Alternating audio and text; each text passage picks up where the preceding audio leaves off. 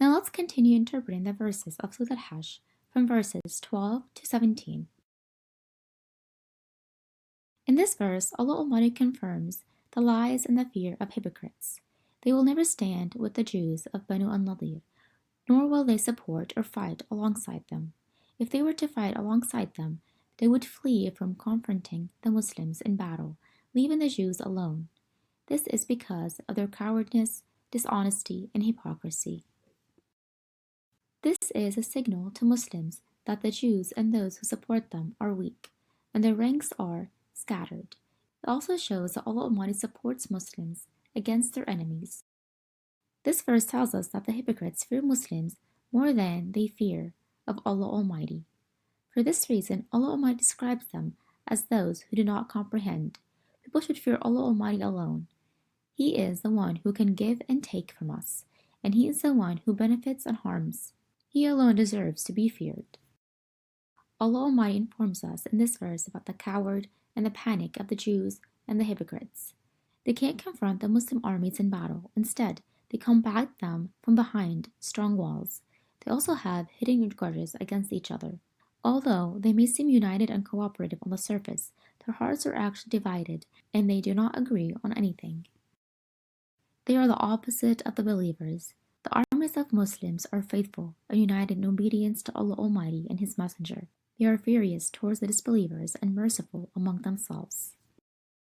Allah Almighty tells us here that the fate of the Jews of Banu al-Nadiri is similar to the fate of the Jews of Banu Qaynuqa before them.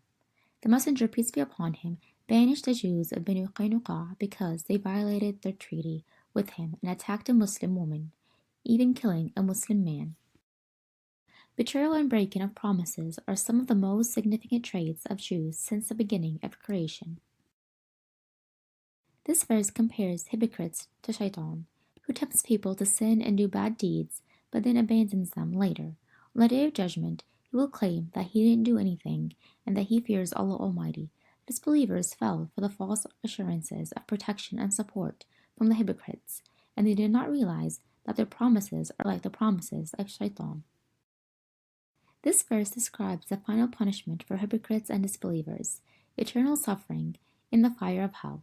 It is a warning for us to avoid wrongdoing and hypocrisy by staying committed to our faith and doing righteous deeds.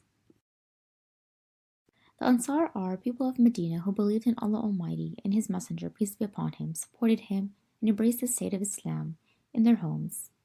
They generously hosted the immigrants with love and prioritized them over themselves. All Muslims are brothers who love each other, seek forgiveness for one another, and harbor no resentment or malice towards those who preceded them. The Jews are characterized by betrayal and fear, as they are unable to confront the Muslim armies in battles.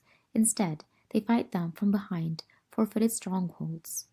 The promises of Shaitan are false promises that lead to destruction and eternal punishment in hellfire. Now let's answer some questions on the verses we learned today.